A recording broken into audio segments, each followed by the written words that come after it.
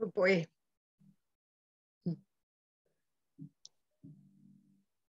Good afternoon, everybody.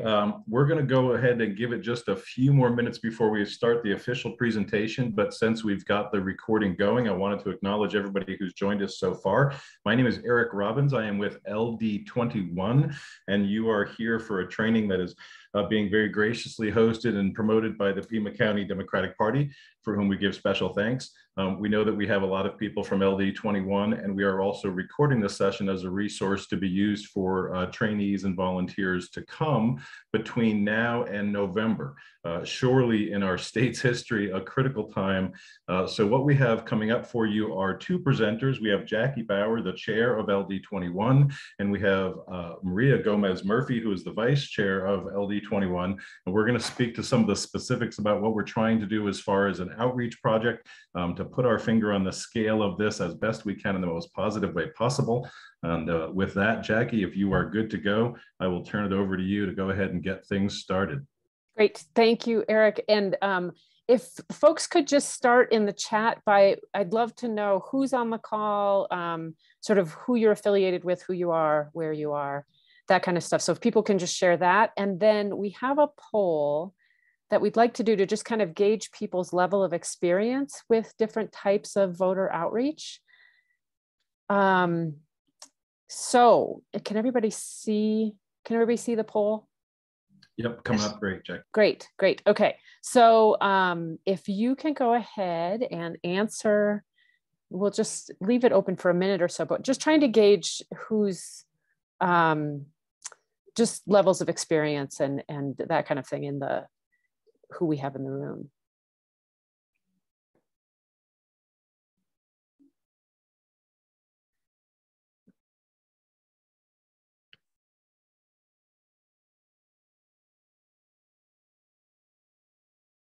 For anybody who's just joining, we've got a poll open. You should be able to see that in your Zoom window. And if anyone's not seeing it, feel free to put your info in the chat.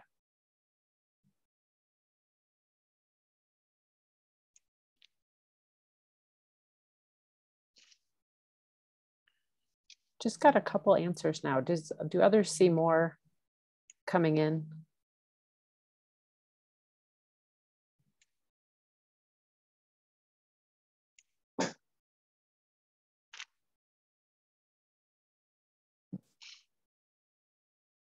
Okay, and it looks like we're not getting a lot of answers here, but we do have a few very experienced people in the training, so that's good to know. So hopefully we can just give some added insights, and we do want to make this interactive. So at any point, feel free to put questions in the chat. And we also will have some periodic questions throughout the training to just kind of get ideas and feedback and get people thinking about their experiences and what kind of tools we might use at the door and in other interactions with voters. Jackie, yes. There were several people who put in the chat that the poll closed early and they weren't able to put in their answers.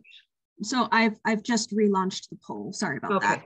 Great. Oh, okay. Sorry. Did I unlaunch it, Miranda? I'm sorry. I think so. Okay. I'm so sorry.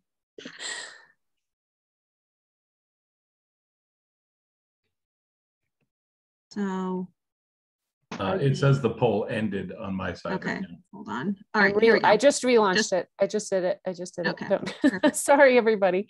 All right. There we go. Okay, there, now it's working. That's great.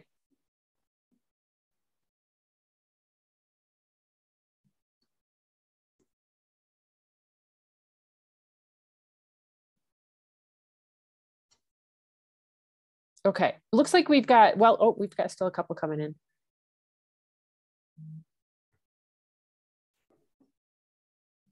Oh, that's good. Yeah, so good, and we'll share. All right, we're gonna give you a couple more seconds. And anybody who just joined, we do have a poll open if you're able to give that a quick look in and answer.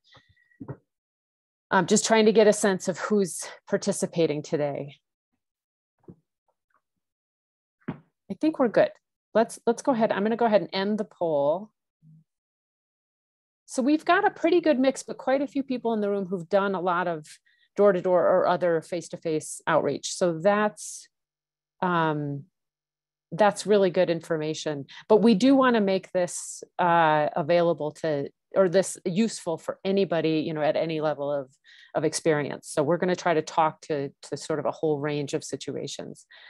Okay, I'm going to take this down if that's okay. Anybody, any questions, or Eric or Maria, any comments you want to make? No, I think we're good so far. Okay, good. All right, I am going to close that out.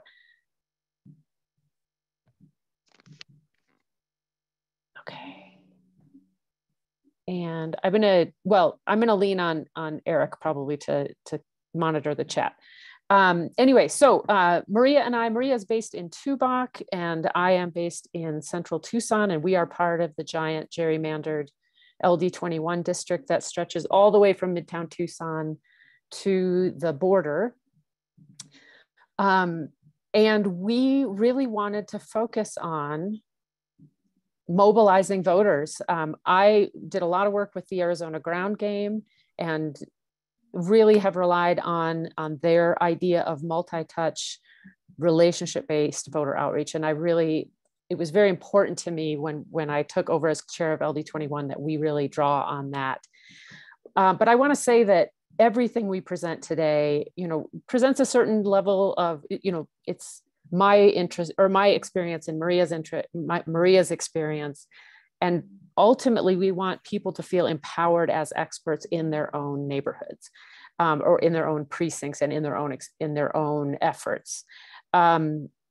Every one of us on this call has knowledge and has a community that you are key to reaching out to and empowering. So this whole training is all about kind of building a foundation for making you, enabling you to sort of build on that expertise. So that said, I think, you know, it's important to constantly be thinking about how can you adapt this to messaging and approaches that you're comfortable with. And so just keep that in mind as we're going along. So this 10,000 Voters Project, we basically identified sporadic voters across our legislative district that we really wanted to make sure got out to vote in the midterms. These were people that tend not to turn out for midterm elections, and it's a combination of Dems and independents and newly registered voters. So we really focused on people who tend not to show up for the midterms. We are focusing our efforts on LD21, but the approach can easily be applied to other LDs. So if you are here from another legislative district, you know, what we can do is make sure that you get the same types of information and the same types of turfs that we're creating in our own LD. So this is something that applies anywhere you are. And again, I mentioned the Arizona ground game. Lots of kudos to them for the way they built their relationship-based model. So a little bit more on the 10,000 Voters Project. Mobilizing sporadic voters. That is our primary goal. We want to get them out for these critical midterm elections, and we want them to vote their full ballot, all the way from the senator's office, governors, all the way down to the constables and everyone else on the ballot.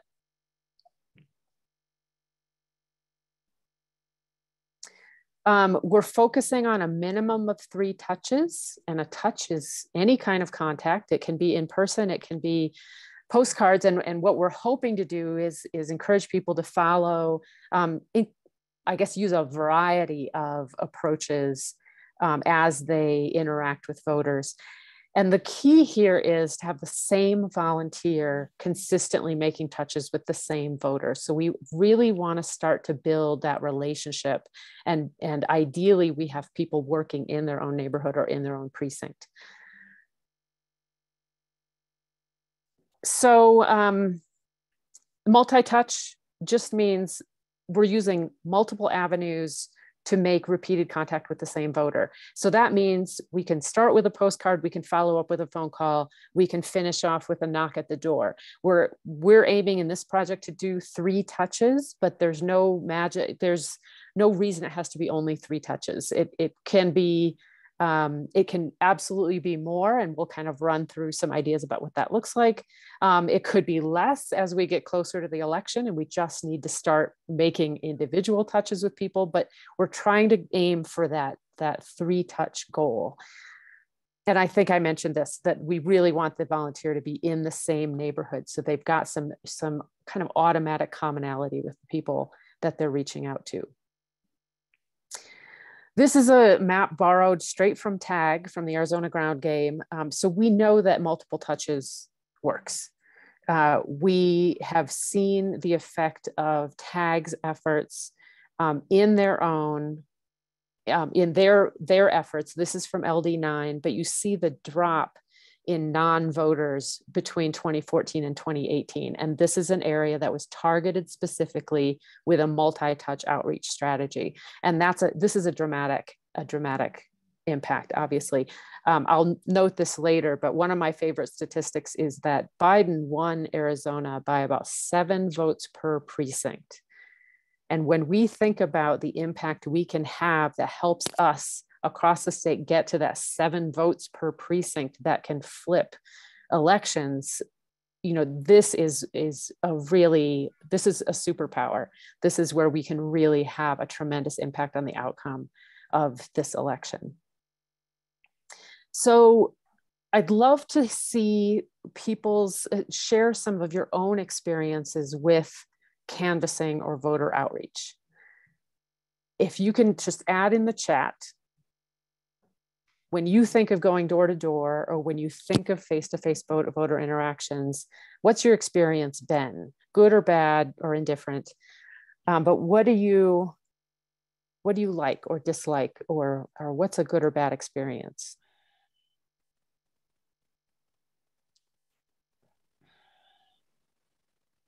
And if you'd like to raise your hand and talk, that's okay too.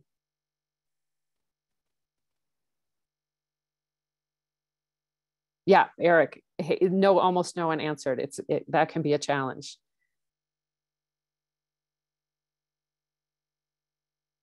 Yeah, good is when someone actually answers, just getting somebody to come to the door.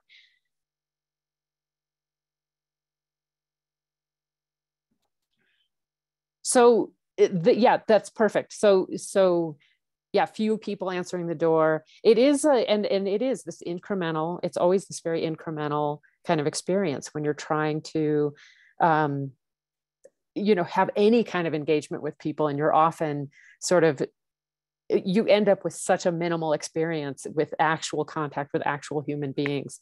So one of the things that is so great about the multiple touch model is that you get multiple tries.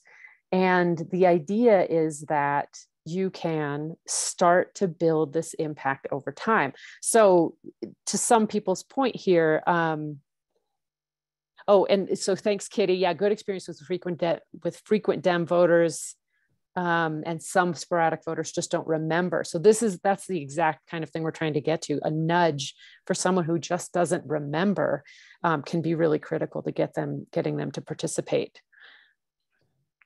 Paul's got a great point there too, I think. Yes, nice. Yep, generic, insincere scripts are not meaningful to voters. Yeah, and this reflects my experience exactly. I did a lot of canvassing where I sort of showed up on a day, I was given a neighborhood and sent out into this place that I knew nothing about to try to talk to people who I had no sort of ongoing relationship with. And it was unsatisfying for me, and I think it was unsatisfying for the voter. And so when this led me on my own to even try to figure out what there has to be a better way. So this, these numbers on the screen are just my personal experience that on any given day, most people don't answer the door. You don't get anyone to come to the door. You get a handful of people who answer the door, but want as quickly as possible to close it again. And then you have a few that are willing to engage. And so multi-touch relationship-based outreach gives us a chance to sort of scooch more people into that willing to engage phase. So there's lots of ways to interact, right? So we have mailers and postcards, great, but not the most impactful. What we're really trying to work up to is those in-person interactions, and especially those high quality interactions that, that help people start to feel like voting means something to them and public policies mean something to them. So I've touched on some of this, but part of this multi-touch outreach, building familiarity, getting people to know who you are as a person. That's why we have the same person go back over and over again. We have more chances. You don't have that one chance to sort of make a connection with some random person you've never seen before. You have many chances to sort of go back and say, it's me again. And this is, I want to share this information with you. I want to bring value to your voting experience, or bring some understanding of why these kind of high level decisions, high level election, issues are actually important to you. You can make your follow-up personal. I now know who Eric is, and I know he has a daughter, and I know that I want to follow up with him about how she's doing in school, whatever. You can make it as personal as you can. And again, you're building up to that in-depth conversation, so we have a chance to start really understanding what motivates people. Any ideas, again, in the chat, if people can share ideas, whether you've actually had these experiences or just think this might be something that works. How can we start to get people, increase the likelihood that they're actually going to talk to us over time?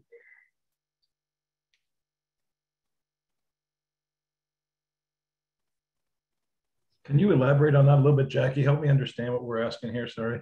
Sure, yeah. So we, I guess I'm just trying to think of, for those of you who've been maybe going door to door, who've been interacting with people one-on-one, how you get, there's always those folks who are willing to talk to you. Those are the people that are easy to sort of draw out and learn more about. But if you're going to someone who doesn't know you, who's maybe less likely to engage in a conversation at the door, just thinking about what you could do either before you get there, sure, before you even show up at the door, or when you're at the door. So just thinking about ways to kind of shift that to the, hey, I'm more likely to, I kind of know why you're here, and I'm going to take some time to talk to you. Yep. I'm going to call out some things in the chat. We've got some things that I want to read back a little bit. Gail was saying, give them some info they need, candidates info, citizen initiatives, always have a handout. Kitty's making the point that there's a difference between phone and door contacting. And I think that's key to Absolutely. The strategy that we're going to be articulating, Kitty, of the multiple touches, trying to get the advantage of both of those. So certainly we want to touch base on that. And then people want to know where candidates stand on the issues that matter to them, not necessarily the issues the candidates have taken a stand on. That's certainly meaningful. I like that too. And then ask them what they want to see improved in the community, which is a point you're going to be bringing up here soon, Jackie, right? Yeah, yeah. And yeah, there's a few others too, but I don't want to just read it for everybody, but those I think are some good points we can build on. That's great. That's great. So let me run through, and again, what I'm sharing is sort of my ideas, my experience, and what I've heard from other people. So, these are not correct answers, but these are just some ideas that will maybe help you think of your own. And I have to say that a lot of the strategies that I'm talking about are things that I created myself or drew from other people after having been so frustrated with typical canvassing efforts where, like I said, I'm in an area that I don't know, I'm in there for a day, and it feels just so superficial and like I'm not connecting. So I wanted to have this more in-depth conversation with people. And so what I started doing is outreach on my own, in my own neighborhood, because I just wanted to feel like I had something more to talk to people about and had something more to understand. So again, just ideas, but all of us have some information about the voters we're contacting before we get there. We know age, we know party, we know whether they voted in recent elections, we know when they registered to vote, if they're on the early voting list. So all of these things can be really helpful. We can also look at the makeup of the voters in their household. So if we have an independent voter living with 3 Republicans versus living with a couple Democrats, it just may give us some perspective on where that person is coming from. I really like to give people a heads up when I'm coming. So if we are going to be going and knocking on their door, one of, I think, the most effective things you can do is drop off a note that you're coming and who you are and why you're going to be knocking on their door. So trying to, oh, I'm sorry, I'm jumping ahead of myself. The in-person context, if we can use the multi-touch strategy to sort of lead up to an in-person contact. So that might mean a postcard and a phone call to start with, followed by that knock on the door, or a notice that, hey, I am going to be coming by and I want you to know who I am and why I'm knocking on your door. So that's kind of what this next point covers. You know, sometimes the why is I have a petition that I'm going to be bringing by and want you to sign. Those are great opportunities to sort of just find a reason to talk to people. But having that notice often puts people in a better position to want to open the door. They know who you are and they know, you know, that you're coming between 10 and 12 on Saturday and are a little bit more prepared. Obviously, if you're doing this in your own precinct or your own neighborhood, there's lots of ways to kind of make contact with people first. So that's a great opportunity. And then using something locally relevant to you. For example, you know, there was just a big survey that went out about Reed Park, the sort of future of Reed Park. That was a great opportunity to talk to people in my neighborhood. The Rosemont Mine is a very controversial topic in the southern part of our LD. Another great issue that might get people engaged. There's also a proposed bus rapid transit project coming through along, I think it is 6th Ave. That's another great way to sort of try to figure out what people are interested in and reacting to. So there's all these tools we have before you even have a conversation with people. So any questions about that or comments? And again, feel free to raise your hand or put something in the chat. Yeah, I'm not sure that the hand raising is engaged at this point, but okay. Most of the chat is echoing much of what we've talked about here. So I think we're going to move on unless anybody has anything different. Okay. Great. And Lee makes the point that urging people to take part in primaries, really trying to get the candidates, you know, good candidates so that appear on the general election ballot. I mean, I think all of these things are opportunities to kind of get people more and more engaged and perceive the election process as more relevant to them and more reflective of what they want to see. So I'm going to jump into, and sorry, I see there's a question. Oh, so yeah, Michael, your question about can you use the Prep Touch in a standard canvas? I mean, I think you can. It does take a little, you know, the canvases where you're presented with your turf the moment you arrive. It's obviously not very possible, but if you can get your campaign or your LD to produce your turf a couple of days in advance, being able to drop off a little flyer that just says we're coming.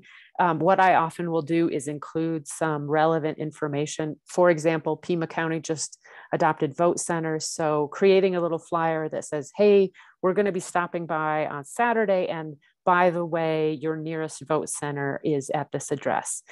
You'll be, and so just sort of wrapping some helpful information in with a little heads up that you're coming. It isn't possible in every circumstance, but I try to do it whenever I can. Hey, Jackie, Eric here. Quick question. Could you, for folks who haven't done this before, would you give a quick working definition of what a turf is? Oh, thank you. Yeah, good question. So yeah, whenever you're going out and talking to voters or making phone calls, texting, whatever it is, your legislative district, your campaign you're working with, whoever you're working with to do that outreach will produce a list of voters for you. And usually it's geographically based. So it will be all voters in one precinct, for example, and it gives information on who the voter is, where they live, usually what their voting history is, what party they're registered as, that kind of thing. So it's just basic voter data that tells you who you're talking to. And then if I may, Jackie, I'll just wrap up at this point, and I'll let you get back to these examples. And to Mike's question, building on this relationship-based model where it's more of a neighborhood thing, it's people that maybe you actually do live close to and may run into on a periodic basis. Those kind of touches becoming more meaningful over time actually reduce the need for kind of that blind canvas in there. And we're hoping to spread this model and push this out because we believe that this relationship-based model is what's missing in a lot of these efforts. I'll just leave it at that. Yes, thank you. No, absolutely. The goal is absolutely to have our sort of ideal aspirational model is to have a neighborhood-based volunteer or set of volunteers in every single precinct. I mean, ideally all over Arizona. I mean, that is the key to really reaching people and really having a better understanding of where those neighborhoods are coming from. That's kind of feeding up the ladder to the elected officials and to policies and all that kind of thing, but also a trusted source that can communicate with those people about issues they're concerned about. But yes, great point. But we know, and I guess one more point related to that is that we know that that's aspirational and that's something we're building toward. Our goal is over the 10 years that this LD map is in place, we want to try to build toward that level of coverage. But right now we know we're not going to be able to do that everywhere. So we start where we are and we just keep kind of shifting, kind of pushing in that direction. So let me get through the next few slides here, but do please keep comments and questions coming in. But I wanted to cover first, again, your no answer situation is kind of the most frequent situation you run into when you're canvassing. I mean, I really think that 75% of the doors I go to, I get no answer at all. And in some neighborhoods, it's even worse than that. So the goal here in my mind is to set the stage for a future follow-up that would be more fruitful. So this is where I always have some kind of informational flyer or lit of some kind that I can leave behind. In my most recent outreach to my neighborhood, what I did was look at the voting history of that voter and either left them a detailed list of some of the issues that were being addressed by current legislation in the Arizona State House, or I left them a much more basic flyer that kind of covered, here's why it's important to vote, here's where you vote, and here's the upcoming dates of the primary and the general election. So I kind of tailored it based on the type of voter I was talking to, but I always leave something behind and I always write a note saying, I'm sorry I missed you, here is my phone number. No, you don't have to leave your phone number or email if you don't want to, but it's just, I find it to be a nice touch. And we're trying, all of us live in a swing state where we get way too much attention from organizations and campaigns from all over the country. And one of the things I think we're trying to do is let people know this contact is different from the other ones you're getting. This is going to be more of a personal relationship and more of a personal communication. So what we're trying to do is get people to be aware that we're going to be back, right? And we want them to be aware that we've got good information that they can benefit from. And then I do often like to follow up with a postcard, a phone call, a text, whatever. If you have other ways of getting a hold of them, just again, letting them know, I'm the same person, I'm reaching out again. This is not just random volunteer dropping in for a single time interaction.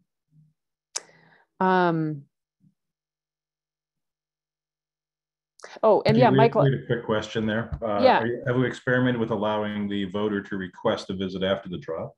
Yeah, I mean, I love that idea. And it's kind of along this same line where, what I usually say is, if you have any questions about the information here, please follow up. And here's how you get a hold of me. And the lit I drop almost always has the LD21 email on it. So we try to make it really easy for people to follow up and just get more information. I have to say most people don't do that, which is one of the reasons I'm very comfortable putting my phone number on these flyers. But yeah, I think it's a great idea. Let me go on. So the second one that I think is incredibly common is the people who answer the door and are immediately thinking to themselves, oh, I'd like to close the door again. I really don't want to talk to you. I'm busy. I have kids running around. I am done with politics and I'm tired of people trying to bother me about it. But these are still opportunities. And I think in all of these, whenever you have someone in front of you, part of the sort of the art to this is trying to figure out how we move toward that interaction, right? How do we end up somewhere down the line having a more engaged kind of exchange? So just like in the first scenario where no one answers the door, we're trying to set the stage for future engagement. That leave behind information, I think, is incredibly valuable. Same type of info as you stick on a door with no answer, but it's got that. I'd like to share some helpful information with you. I want to bring value to you as a voter. And it can be an entryway into a conversation. So one of our volunteers recently had someone open the door and say immediately, I am just done with politics. I'm fed up. I don't like the direction things are going. And that volunteer basically said, well, can I at least leave this information behind? And that information led to a question, which led to one of the most sort of engaging conversations that the volunteer had on his entire experience that day. And so it's always about meeting people where they are, certainly being respectful. If they truly are, get off my porch, I don't want to talk to you or look at you, please do be respectful. This is not about being pushy, but it's about immediately conveying some useful information. I do find that very basic information about, I just want to let you know that they've done you no longer have the permanent early voting list, that you can easily be kicked off of that mail-in ballot list. I just want to, we're just out here today making sure voters are aware of that. So just making it about quick, beneficial exchange that people can benefit from. Reading the signals that there might be an opportunity for more of a conversation, but understanding that this may not be the time. Maybe the next time is when you're going to actually find a little bit more about that person.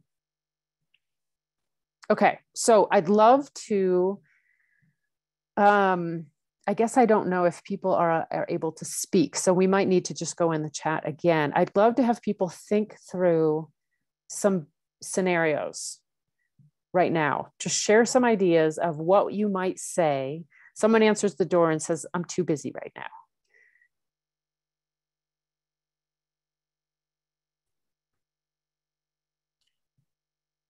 Keeping an eye on the chat as well, but Jackie, I'll get this kicked off. One thing I think it's important to do is to respect and acknowledge the fact that that's what they've told us, right? Like that may legitimately be that they are too busy right now, and to try to break through that, to have some objective, I think is offensive to some people. I think that if I only have 30 seconds to disengage, leave a card, and do so graciously, and that's my best chance to make a good impression on a first contact, I personally call that a minor win. Yeah, absolutely. Right? So just to put that out there as a start.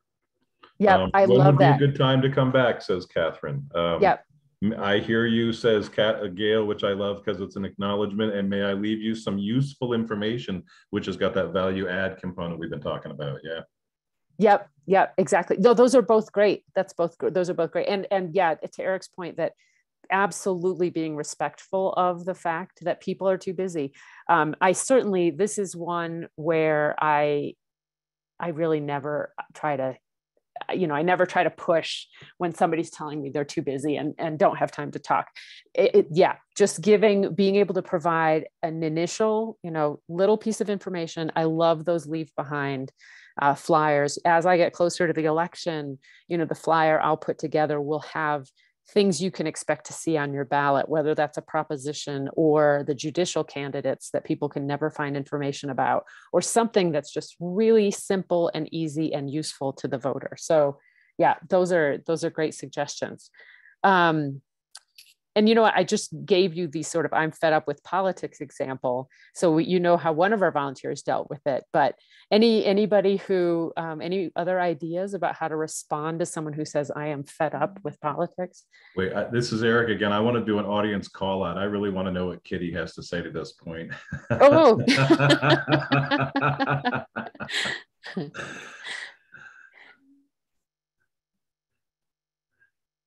Oh, mention the date of the primary ballot drops in a few weeks. Ooh, yeah. And need to give the info. Love that. See, again, yeah. Locally relevant. It's timely, right? Could I interject something there? Thank you. Please. Yeah. I try to seem like there's some deadline on why I'm there. With the fair elections petitions, it's easy because it's the end of June. And I try to put some deadline that, yes, I know you're busy. I need to just give you some information because we only have a couple of weeks or a few weeks for you to get involved. I try to put a deadline in what I'm doing. I like that. Yeah, so making it timely, sharing information, I think all of that could be really good. And I think Lee points out, what are the issues that are more important to you? So maybe trying to draw them out a little bit in what they're fed up about, like what issues are concerning you right now? What are you following? What are you finding so frustrating? And this honestly can be an opening for an interesting conversation. And if you come to this interaction without an agenda or without I'm trying to convince you, and Maria will talk about this more, but really with this, I'm curious and I want to learn about where you're coming from. I think that's the sort of fruitful thing you can come out of this.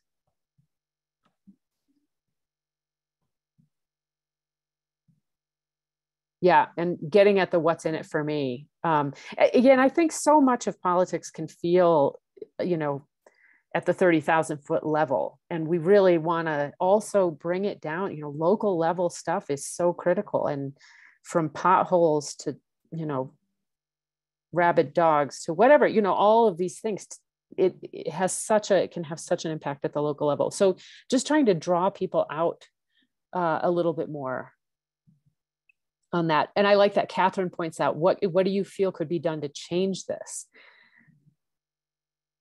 And she understands that one. I think we all do, right? I always tell people that I'm out canvassing and I am doing what I can, but I'm frustrated with the way the political system works and the way there's too much money in politics. And again, trying to get people to kind of engage on that. And yeah, we need to move on to Maria here in just a second, but I'd really love to get people's feedback on this particular scenario, where you're going through a neighborhood where everyone has a Ring camera and is talking to you through the Ring camera, if they're talking to you at all. Anybody have any ideas for dealing with that?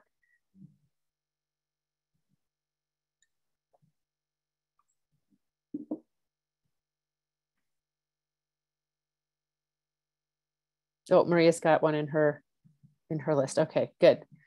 This is one to think about. So I asked this because this was my experience in a canvas 2 weeks ago.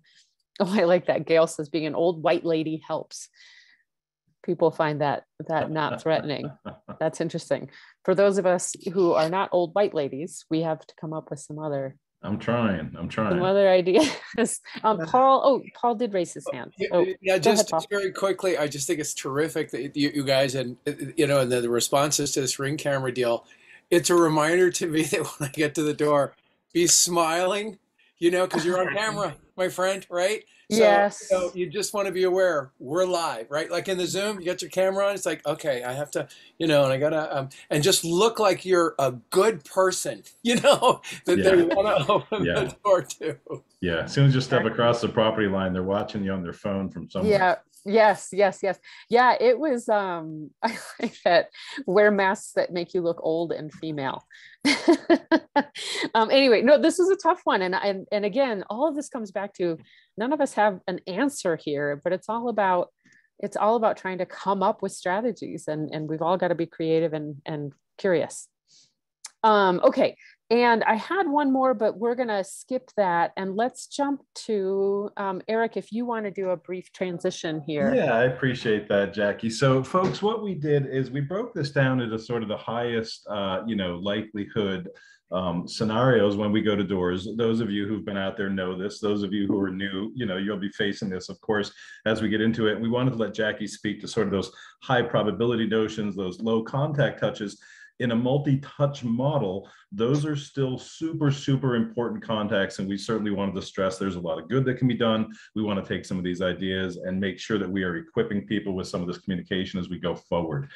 However, luckily, there will be some chances when somebody does answer the door, when you may make the connection, when they, the dog gets through and you start having the conversation. So we wanted to let Maria Gomez Murphy address this part of the presentation. Just for those of you who do not know her, again, she's the vice chair of LD21. She's also the founder and director of a nonprofit that operated on the US and Mexico border that was a community outreach model. And for those of you who are interested, you can certainly touch base with Maria and learn more about that. But she's been active in local events and politics in Southern Arizona for many, many years. She's an attendee of the Kennedy School at Harvard and has a master's degree from there. And I'd like to go ahead and let her speak to some of the things that she has seen. She is absolutely amazing in the field.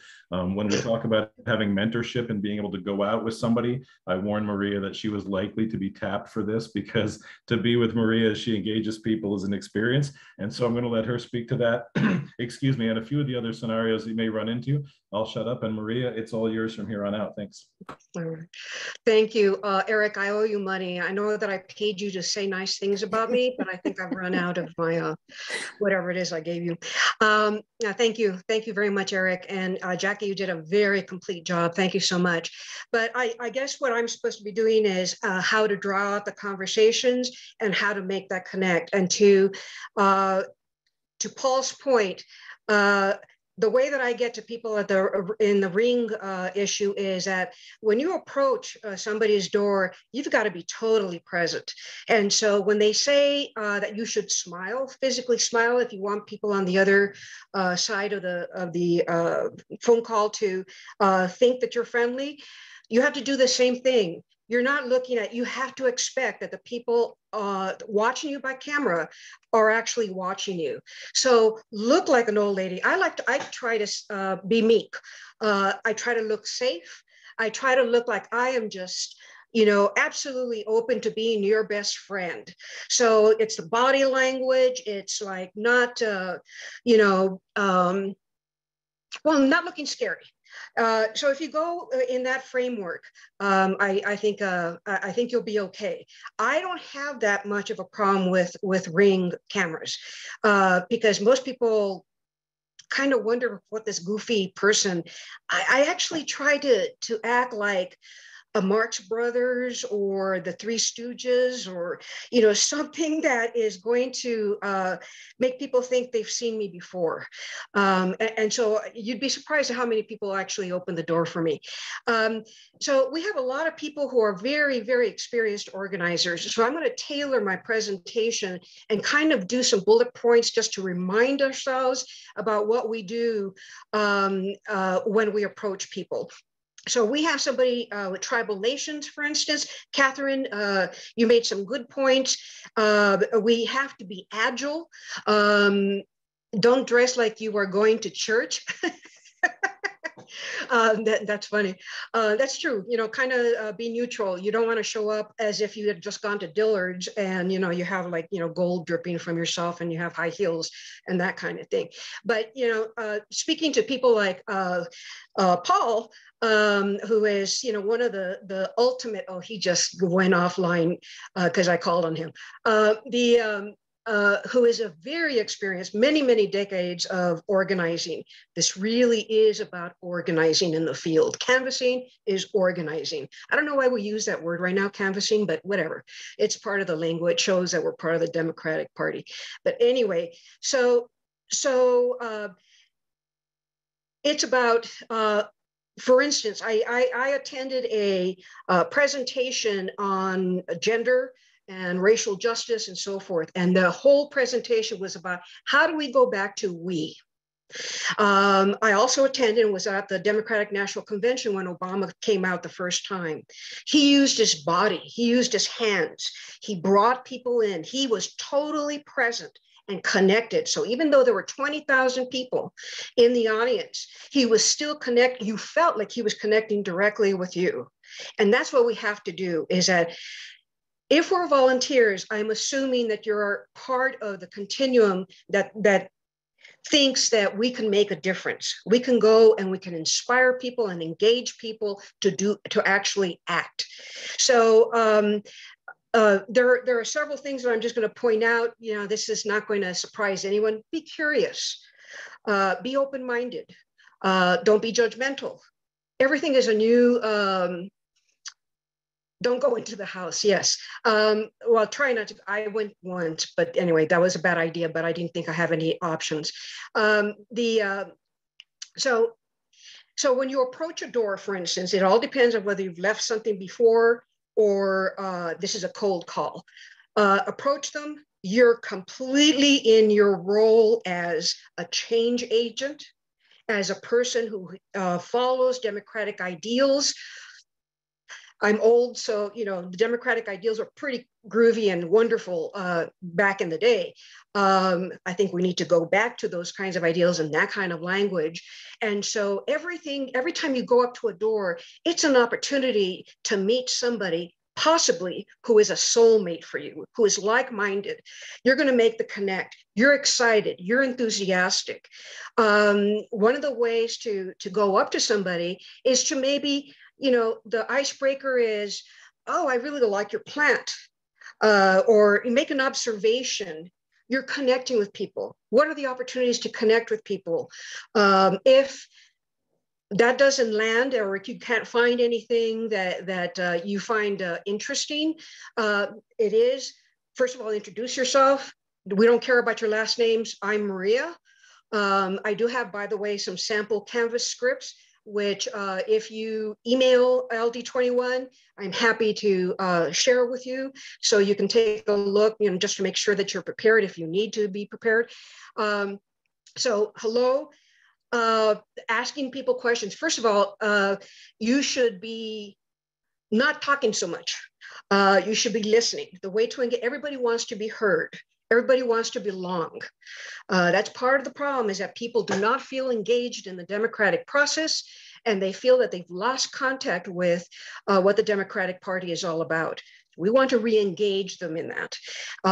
So it's important to, that's one of the reasons why you're experts in the field, and you are saying things in the chat that say, you know, what are the issues? What are the predominant issues for that particular neighborhood? What do you know is on their mind? So that's a way to do a nice way. How are you today?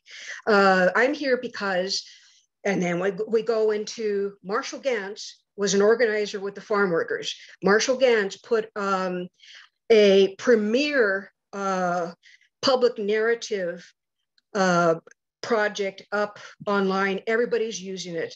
The Sierra Club, World Wildlife Fund, everybody you can think of on an international level, because everybody's trying to figure out how to get more membership, how to get people into the group. And what it boils down to, even though it took me a year to figure out, because I'm very intellectual, so I thought facts were the way to change people's minds. Well, guess what? The data shows it's not facts. If you have to rely on facts, put it in your toolkit. If it's the only way to engage with people, then pull it out. If you're not getting any response from people and they're just like going, or, you know, I'd like to, or giving you the impression that I'd like to close the door, then ask the question, you know, what are the issues? And you should have, because, you know, we're going to be very well prepared and we're going to give you the information that you can leave behind in a card or in a flyer about those issues that probably are of concern for that particular neighborhood and that particular house. So the story of self is really important. So you can start by saying to people, the reason why I'm here is because, and then you can tell your story. It's because gun violence, let's say. Gun violence is, you know, my brother was shot accidentally by somebody who thought it was a really cool idea to buy a gun at 18 and accidentally shot my brother in the face. Or it could be something else. I mean, I know that's pretty dramatic, but it could be something else. And so that's your story of self. That's why I got involved. So you need to make yourself psychologically, this is a psychological game. Psychologically, you need to put yourself and on the universal level. Where are the points of humanity where you can touch other people? I've had grief in my life, and the Democrats have a plan to address this issue. It should be part of what you have in the background for yourself. If you're not getting levels of engagement, then move on to what can I do for you next? Number one, are there any levels of engagement? Would you be willing to phone bank, text, do blah, blah, blah? Do you need any further information? Let me leave you my phone number so that you can text me. They don't need to know that you're, well, you can tell them that you're planning on having a relationship with them, but don't, you know, you don't want to freak people out like, she's a stalker. But do tell them that, stop laughing, Paul, but do tell them that you're there for them. That if they need anything or they have any questions, or they don't know where their polling location is, or don't know that they have all the polling locations available to them, that they can text you and you will send them that information. And that's how you keep people engaged. And so we are developing, as Jackie very appropriately pointed out, in building a relationship with them to be part of our democratic family, so that we're not only doing the midterms, but we're also doing, and we are preparing for 2024, because that's going to be a bear. But let's focus on what we have right now. But we need to get more boots on the ground. We have people do what they can do at the level that they're comfortable with. But gee, I think it's really exciting to go canvassing. Not everybody feels that way. But I have met so many people that I just think to myself, you know, this is the reason why I was born, is to, you know, make that connection, knock on that door, meet this person, and know that I'm not alone in the world, that there are people out there doing the same kind of change agent work, but in a different way. So I feel a camaraderie with that person. So let's see if there's a, let's see. So the story of self, it personalizes the message. Marshall Gans is also talking about, so I see a lot of people, you know, everybody's using this model, but they don't really know what the model is. The real model is drill down. So there's a lot of canvassing, a lot of workshops on deep canvassing, how to get lower, I mean, more deeper. And that is, the deep canvassing is, yeah, tell people, you know, that your brother was shot in the face by somebody that, you know, bought a gun when they were 18. But the real connect is, what is your purpose in the world? The real story of self is, how do you connect? So if you throw me into Pakistan as an organizer, I guarantee you that I will be able to engage people. Why? Because I connect to people on universal ideas of childcare and thriving and growing and having opportunities and all that good stuff. So the story of self is, you know, it's up to you, but it is a much deeper conversation. I'm open, by the way, to any questions that people have. If you want to put something in the chat, please do ask me, and I'm always available to you afterwards. And then, so the story is about the story of inclusion. Then we move to the next step, which is the story of now. What do we need now? What are the issues now that we have that we need to address?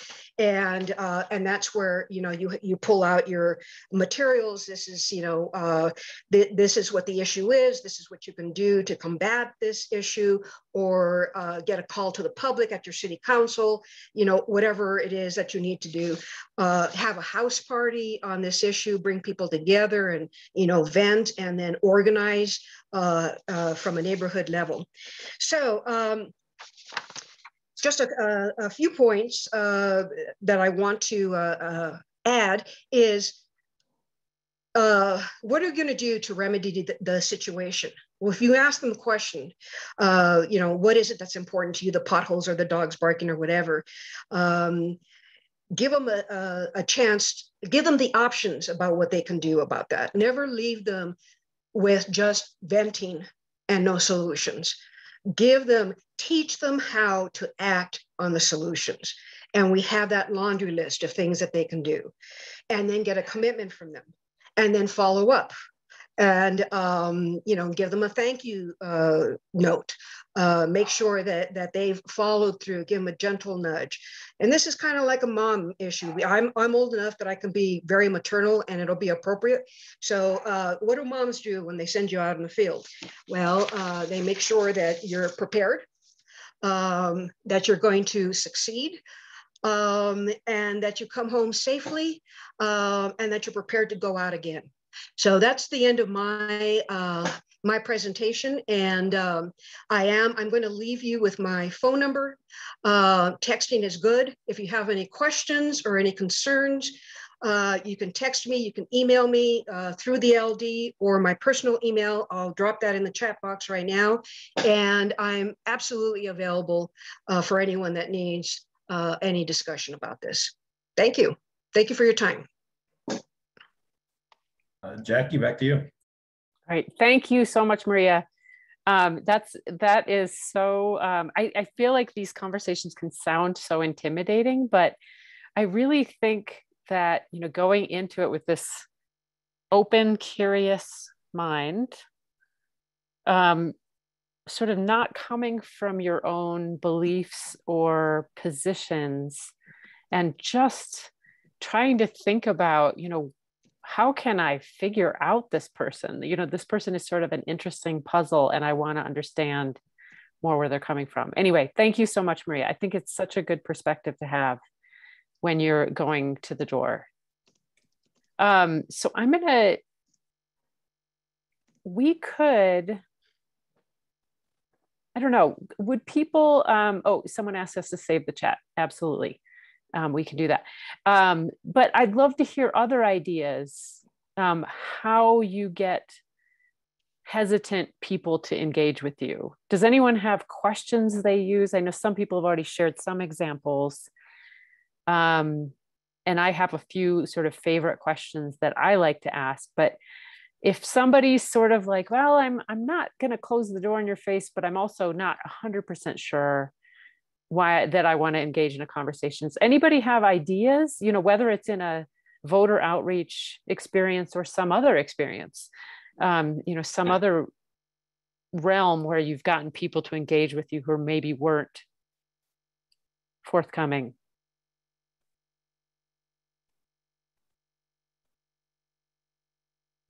So one of my favorite questions, if I get in either with an engaged person or with somebody who's at least slightly open to a conversation, is if you could change 3 things in the world, what would you change? It's kind of broad. It opens the door for all kinds of different answers. Kitty mentions looking for bumper stickers. See, this is about, that situational awareness. Looking for bumper stickers or signs or any sign of something that might be an interest, something of interest to them.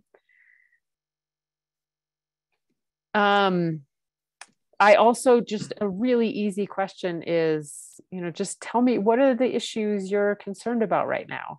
And that often opens the door for, just, I've been watching the war in Ukraine, and I just wonder, I'm shocked at how the world is going that way. And, I had a conversation recently with a guy who started with the conflict in Ukraine, the invasion of Ukraine. And when I had first asked him, there were things that were bothering him. He started with, well, yeah, the war in Ukraine is really concerned, but I can't say, not that much else. I'm not really engaged on anything else. But the more we talked, the more he introduced new issues, voting rights, abortion rights. And he said, now that I think of it, I'm really upset about a whole bunch of things. And so I just, you can get people talking and get people sort of starting to think about these things that maybe aren't front of mind in their day to day. But anyway, lots of different ways to sort of think about how to get people going. For the engaged people, we're really looking at what issues or what types of things motivate them, and then giving, Maria alluded to a sort of laundry list of what do we, how can they get engaged, and having a really a few different ideas for where people can immediately get involved and in something that perhaps is of particular interest. So gathering signatures for that fair elections petition, or for the reproductive rights petitions, or phone banking, or hosting a house party for a candidate, whatever their thing is, and just trying to sort of be flexible and give them some options. Paul, you had your hand up. Oh yeah, just briefly to that point, I'm always interested. I also work on labor campaigns for years, right? Mm-hmm. So, we have our labor lists, and we run our own campaign offices. So I know who the union affiliations are in that household. So that gives us a place and a space. But as soon as I can, I like to learn if they have any other affiliations. Are they a part of a club? Are they a part of something else? That's part of what Maria said, like, what's their identity? Do they identify, I don't know, whether it's a car club or, of course, political, right? One would hope you kind of smoke that out if they're already part of a political group, because I want them to be part of our LD. But sometimes I can learn if they're affiliated with a group, and it could be their church or whatever.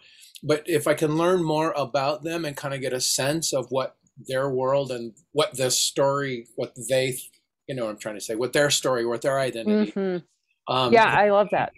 Yeah. Mm-hmm. Yeah. No, that's great. That's great. And I have to say, some of the voters we're reaching out to are independents, and we are in LD21 are targeting people who are left leaning, but we really don't know, right? We need to kind of understand those folks a little bit more to really have a good sense of where they're leaning. And just as an example, out talking to my neighborhood recently, had one of the independents we were talking to said she was very frustrated with the city about, I think there was some specific issue. She was very frustrated with the city about something, but because we didn't sort of structure our follow-up questions very well, I don't know that we ever really got a sense of what her leaning was on that issue. And so this is where having those probing questions where you can just say, so tell me a little bit more about, why do you say that? Like, what's motivating you to say that? So these are the things where we can really get a better picture of a voter. Eric, go ahead. Yeah, you'd mentioned earlier, Jackie, that some of again, this goes to the deeper engagement that may be offered by this multi-touch model and the more information that we have. We may be showing that somebody's living in a household and they're the only Dem voter in that household. And, yes. and frankly, those people need somebody to talk to. So yeah, with that said, I'll let you step into the process through November. Yeah. No, and I think that's great. And that goes back to that trying to understand that voter before you start talking to them, and knowing, if you've got a D in a household with 3 R's, we just need to be really aware of that. And especially that's an ally waiting to happen. No question. Yeah. And probably looking for some, somebody to talk to about what they think. But someone pointed out recently that a really great opportunity is finding newly registered voters in a household of sporadic voters. So you have this opportunity to get a newly registered voter to start pulling those sporadic voters into a more engaged role. So, you know, just being conscious of what that domestic context is, I think is incredibly powerful. Agreed. Yeah. Yeah, that's great. So in the interest of just keeping this training at a reasonable length, I want to jump into what we're doing next with this 10,000 voters project. And again, we are actively seeking people to jump into this, whether you're in LD21 or whether you're somewhere else. We'll have materials available. We'll have all kinds of support available, regardless of what LD you're in. So we're starting right now today with this orientation to the relationship-based model. So the whole fundamental, you know, the underpinnings of the 10,000 Voters Project is this multi-touch approach that builds to a longer-term relationship-based approach to voter outreach. We are offering people as much as we can an opportunity to shadow an experienced volunteer. So if you are really nervous about going door to door or having face-to-face conversations, or if you're an experienced person, you know, someone who has gone door to door and are willing to let someone shadow you, I think this is incredibly good way to sort of make it less intimidating than it is. I enjoy going door to door in my precinct. It feels comfortable, it feels rewarding. I have good conversations with people. And so being able to see that this doesn't have to be this nerve-wracking, kind of unpleasant experience that you do because people tell you it's the best way to talk to voters. So if you are interested in that kind of thing, either put your info in the chat or feel free to email us. We'll share the email again. Yep, we'll get all that at the end. Yep. And then we're asking people to basically adopt a list of voters through the midterm elections, at least. So this is that list of sporadic voters or newly registered voters that we've targeted for this project, and we'll help you get that list if you're in a different LD. And then we're asking people to reach out to those voters 3 times before the election. It can be more, and we'll walk you through the opportunities for building in additional touches, but we're asking people to try to commit to 3 touches before the election. And then finally, we are going to be providing sort of office hours and opportunities to ask questions. We'll have sample materials that you can adapt to your location, all kinds of ideas. But ultimately, we really just want to encourage you to be creative and figure out what your comfort zone is. Because, you know, that's what's been so empowering to me, is figuring out that I don't need to wait for the campaigns to tell me how to reach out to my neighborhood. I know my neighborhood. And so I'm going to try to figure out myself and sort of communicate the things that are frustrating to me. So a few things to remember. I mentioned this before, but I really love this point. 7 votes per precinct is what made the difference in getting Biden Arizona's electoral votes. And I think that's so powerful to think the impact you can have in your precinct in getting those 7 votes to go to Biden. And you saw that map of the impact of multi-touch voting or multi-touch outreach. It's all incremental. Everything we do, you know, if you go out and canvass 20, 25 doors and you talk to 2 people, that's a win. That's a win. And having that info you can leave behind also is a win. So there's all these ways to build cumulative success. The voters we're targeting are low-hanging fruit. So these are people who are likely to vote Dem if we can get them to vote. So this is about that nudge, and research shows, including locally conducted research where we measured the impacts of touches to sporadic voters. These folks actually do vote in higher percentages when we kind of nudge them in that direction. And then again, you guys are the experts. You have so much latitude to figure these things out and figure out what works for you. So I'm going to stop there. I think we do have a few minutes for questions, but we'd like to kind of wrap up before 5:30 and give you a little bit of your day back. But anything you'd like to add, Maria or Eric, or anyone else want to chime in on with questions or comments? I'd like to say that I spoke very quickly because I'm very, very aware of people's time and I don't want to waste it. if you have any questions about how to break through to people that don't want to be convinced, please ask the question. Or if you think about it afterwards, please let me know, or let the LD know, and we'll have a further discussion offline or by conference call or by Zoom. Thank you. And just to follow up on that, Maria and Jackie, here's would be my request for everybody who's seeing the email on the screen in front of them. Oh, if you could bring that back up for a second. Oops, I'm sorry. That's sorry. okay. I just want to get that EZLD21 email Actually, back in front of people. Oh, okay. We can put in the chat too. I put it in the chat earlier. What I was going to say is people were earlier entering emails for follow-ups in the chat. It can be tough to pull those out. If you would please email this email address after this meeting and simply put in the topic line LD21 and anything else you want to put in there. LD21 is the topic line we'll look for. And please let us know that you're interested in the follow-up on this, and we will make sure people get scripts and all the materials and all that good stuff. Is that okay? Yes, great.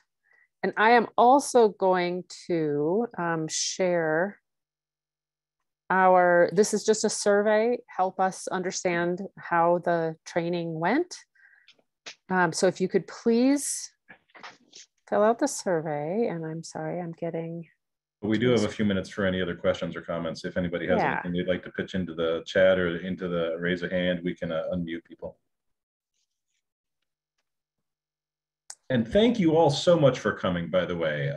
It's on a Sunday. It's a special breed of citizen that gives up their personal time for the chance to put their finger on the scale of democracy. And I know I'm speaking what sounds like hyperbolically, but to Maria's point, we are at an inflection point of history. And personally, I don't think we can take this seriously enough. And as happy-go-lucky as I am, I value you all very, very much. Thank you all very much for coming today. Boy, do we have a good team or what? Oh, amazing. I'm also going to put in the, there's a sign up form for the 10,000 voters project.